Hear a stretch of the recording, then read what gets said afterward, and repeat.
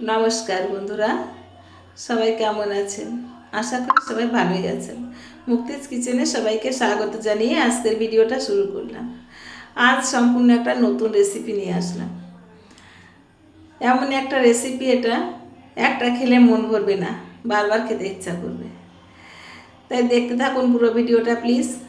প্রথমে একটা পাত্রের মধ্যে আমি কিছুটা আটা নিয়েছি। আমি আটা দিয়েই করেছি, আপনারা ময়দা দিয়েও করতে পারেন। পরিমাণ মতো লবণ, চিনি আর একটু ঘি দিয়ে ময়াম করে নিয়েছি। এই ময়ামটা সুন্দর করে নিতে হবে। দেখুন আমি যে ময়ামটা করে নিয়েছি, নিয়ে এবার নর্মাল জল দিয়ে অল্প অল্প করে জল দিয়ে ময়দাটা মেখে নিতে হবে। নয় শক্ত নয় নরম একটা ডো তৈরি করে নিতে হবে। মিডিয়াম একটা ডো তৈরি করতে হবে। দেখুন আমি মিডিয়াম একটা ডো তৈরি করে কিছুক্ষণ ঢাকা দিয়ে রেখে দিয়েছিলাম।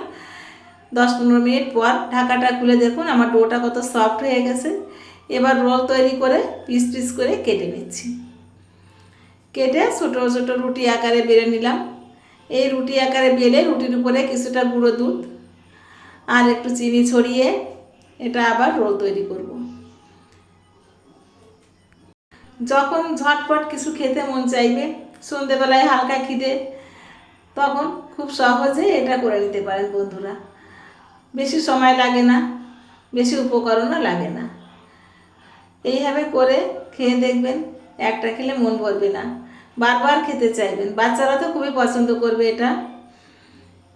এইভাবে রোল করে নিলাম, নিয়ে আবার পিস পিস করে কেটে নিচ্ছি। দেখুন ছুরির সাহায্যে আপনারা আপনাদের পছন্দ মতো শেপ দিতে পারেন।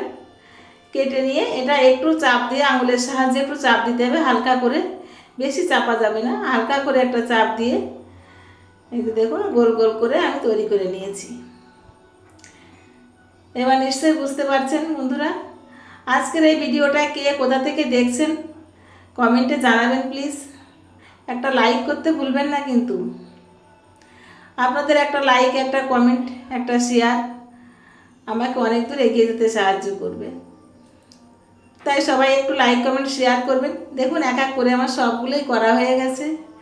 যে সকল বন্ধুরা এখনও আমার চ্যানেলটাকে সাবস্ক্রাইব করেননি, সেই সকল বন্ধুদেরকে অনুরোধ করব আমার চ্যানেলটাকে সাবস্ক্রাইব করার জন্য। আর যদি আমার ভিডিওটা ফেসবুক পেজ থেকে দেখে থাকেন, তাহলে আমার পেজটাকে ফলো করে আমার পাশে থাকবেন। দেখুন সবগুলো তৈরি করা হয়ে গেছে আমার। এবার ভাজার পালা। চলে আসলাম গ্যাসে। কড়াই গরম করে কিছুটা সাদা তেল দিয়ে দিলাম কড়াইতে। তেলটা গরম হবে, এখন গরম হওয়ার পালা। তেলটা একটু গরম হলেই এক এক করে সব নাস্তাগুলো দিয়ে দেব। এইভাবে সবগুলো নাস্তা করা তেলের ভিতরে দিয়ে উল্টে পাল্টে লাল লাল করে ভেজে তুলে নেব। আর কিছুই করতে হবে না, শুধুমাত্র ভেজে তুলে নিলেই হয়ে যাবে। যেহেতু ভিতরে গুঁড়ো দুধ আর চিনিটা দেওয়া আছে, টেস্ট কিন্তু অসাধারণ হবে। গুঁড়ো দুধটা তো সত্যি টেস্ট বাড়ায় সব খাবারেরই। এইভাবে করে আপনারা খেয়ে দেখবেন প্লিজ, আর আমাকে কমেন্টে জানাবেন কেমন লাগলো। আজকের এই ভিডিওটা যদি আপনাদের ভালো লেগে থাকে তাহলে সেটাও আমাকে কমেন্টে জানাবেন। এই যে দেখুন বন্ধুরা, আপনাদের সঙ্গে কথা বলতে বলতে আমার কিন্তু ভাজা হয়ে গেছে। কালারটা দেখতে পাচ্ছেন তো কত সুন্দর কালার এসছে, খেতেও কিন্তু অসাধারণ হয়েছে। তাই প্লিজ সবাইকে বলবো একবার অন্তত করে খেয়ে দেখবেন। বেশি সময় লাগবে না, খুব অল্প সময়ের মধ্যে খুব টেস্টি একটা খাবার হয়ে যাবে।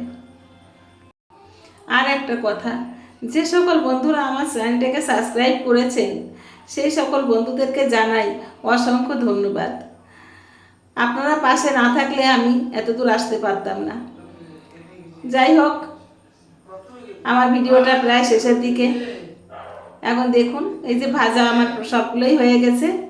দেখুন তো কত সুন্দর দেখাচ্ছে জিনিসটা। যতটা সুন্দর দেখতে হয়েছে তার থেকে বেশি হয়েছে সুন্দর খেতে। যাই হোক, আজ এ পর্যন্তই। দেখা হবে।